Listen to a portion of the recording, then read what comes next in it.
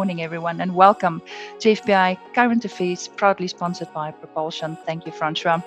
So I subscribe to quite a few publications, as you would imagine. I receive a lot of newsletters, but this week I honed in on the publication Financial Planning, which is a US-based subscription that I have. And there was an amazing article around AI and a survey that was done. So in the article that I reviewed, it's reported that it surveyed 411 advisor firms, and 85% of the compliance professionals employed at those firms identified AI actually as the top concern.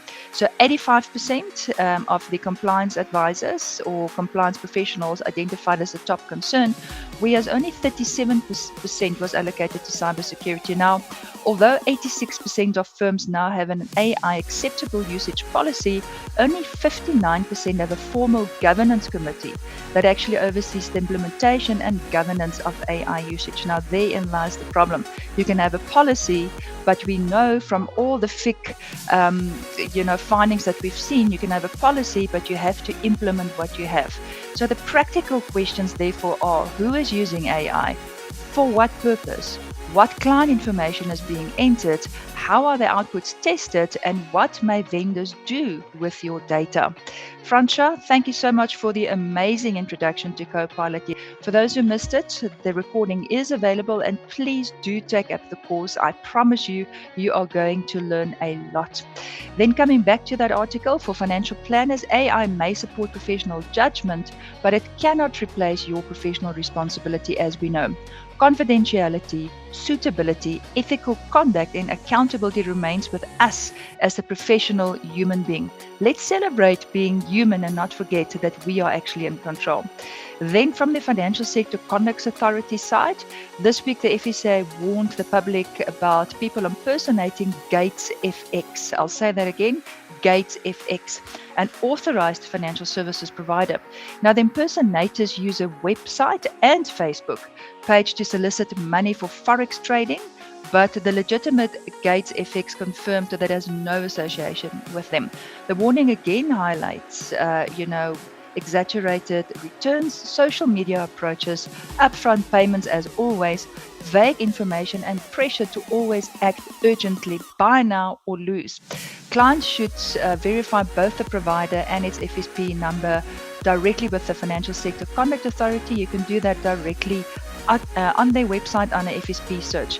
Then it was a very busy week for the Financial Services Tribunal, and a lot of pension funds adjudicated cases appears to go to the tribunal.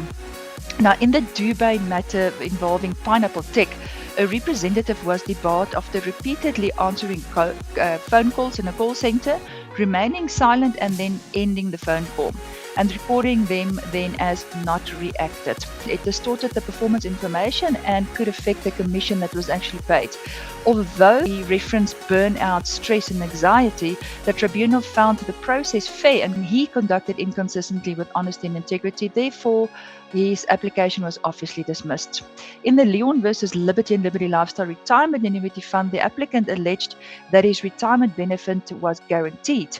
The policy and the fund rules showed that the benefit was the investment value at retirement and that there was no guaranteed portfolio that has actually been selected.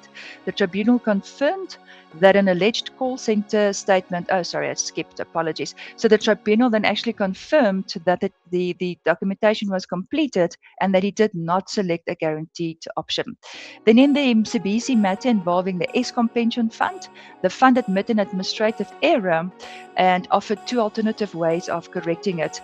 In this case, there was two options where the fund offered him a higher monthly pension, and then the other one was a lower monthly pension, but with different payout options. So he then selected obviously the higher one, and then still went to the tribunal wanting the other one as well. So obviously the tribunal dismissed that one. Then a very interesting one, as financial planners, we would have known the answer to even this one.